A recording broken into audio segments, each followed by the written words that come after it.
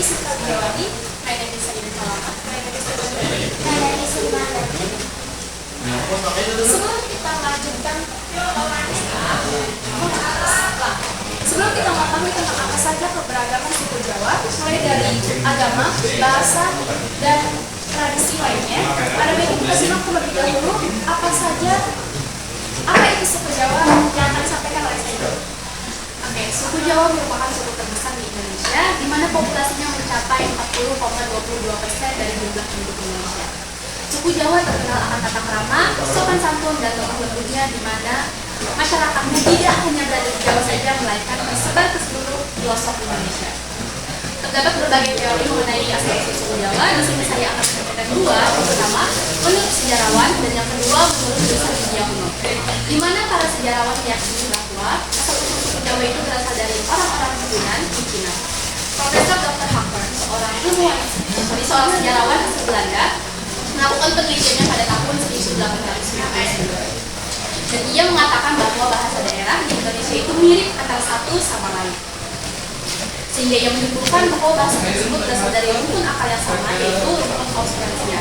Hal inilah yang meyakini para sejarawan sebagai asal-usul terbentuknya suku Jawa. Yang kedua, menurut tulisan India kuno, di mana versi ini menyebutkan bahwa pada zaman dahulu, beberapa pulau di Kepulauan Nusantara itu menyatu dengan daratan Asia dan Australia.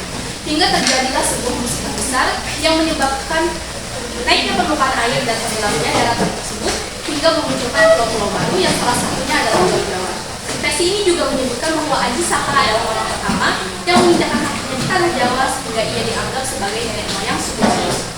Dan yang terakhir, ciri-ciri umum suku Jawa sendiri itu biasanya orangnya pemalu, sungkan tapi suka menyapa, kalem, dan bekerja keras.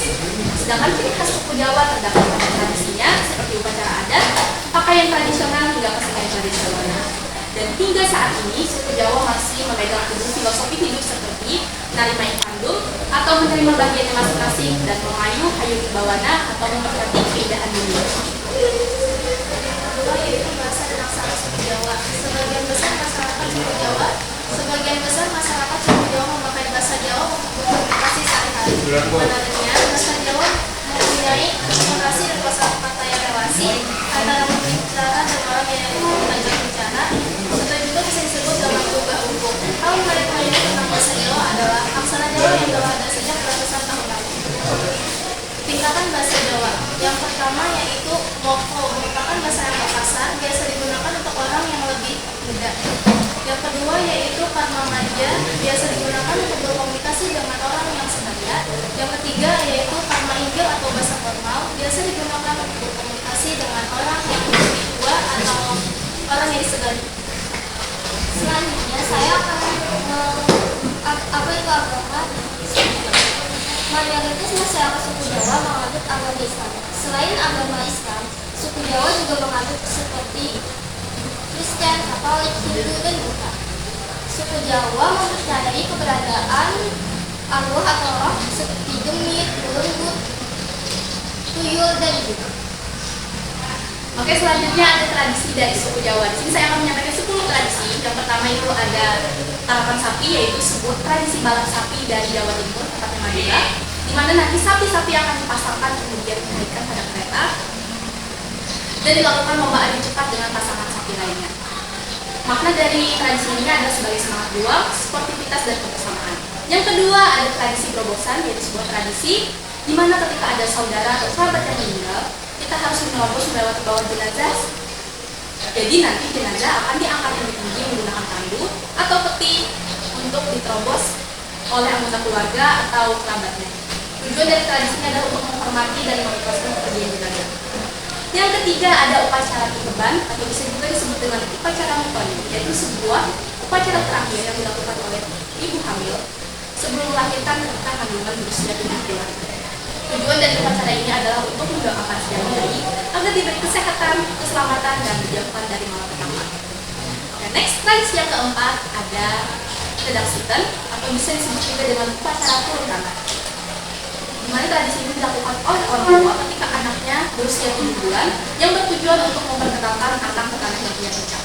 Yang kelima ada tradisi sadranan atau yang biasa dikenal dengan nama nyadran, yaitu sebuah tradisi yang dilakukan guna menyambut datangnya bulan Ramadan, yang dilakukan masyarakat dengan cara mengikuti makan leluhur secara berbondong-bondong.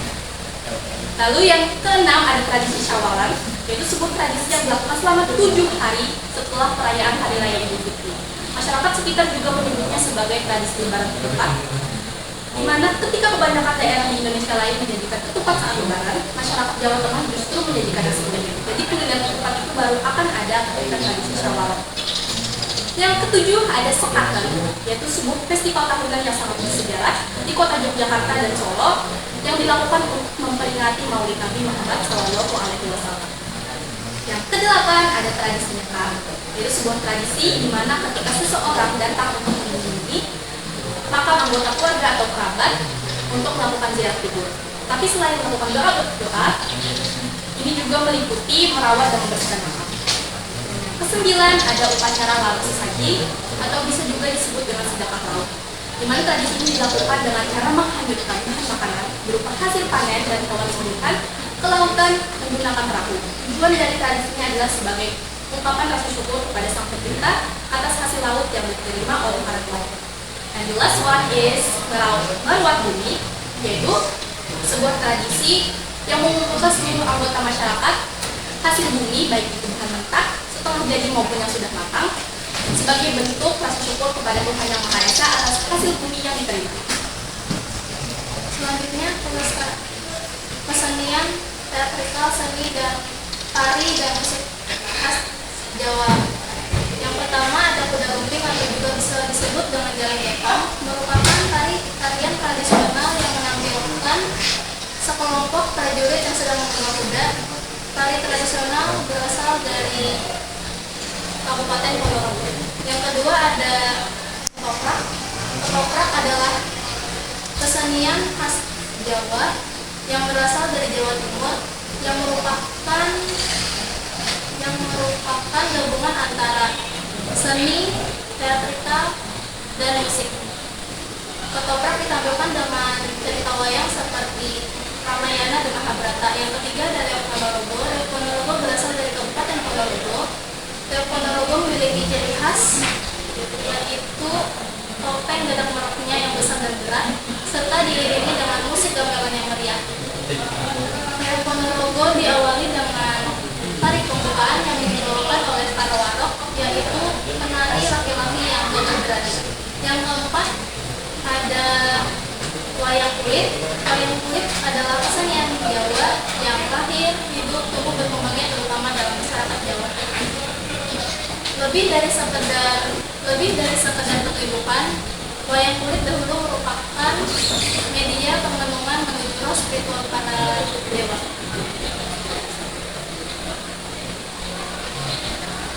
Yang kelima, ada tari serimpi. Tari serimpi merupakan tari tradisional khas Jawa Tengah. Tari serimpi bernuansa kerajaan. Biasanya tari serimpi ditampilkan pada waktu-waktu tertentu saja. Dan bahkan tari serimpi hanya ditampilkan kepada raja dan kerabat kerajaan. Tari ini memiliki arti sebagai sebuah tingkat keindahan yang paling tinggi. Yang keenam ada rumah joglo. Rumah joglo merupakan rumah tradisional dari Jawa Tengah. Rumah ini bermaterial utama kayu jati.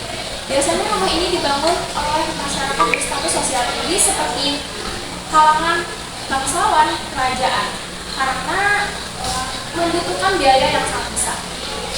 Yang ketujuh ada gamelan. Gamelan merupakan beberapa gabungan alat musik seperti gong, kenong, bonang, kendang, dan gambang. Yang kedelapan ada angklung. Angklung merupakan alat musik tradisional dari Jawa Barat yang terbuat dari bilah-bilah bambu yang dirakit menjadi satu. Angklung memiliki suara yang khas dan cara memainkannya yang sangat mudah, yaitu cukup digoyangkan saja.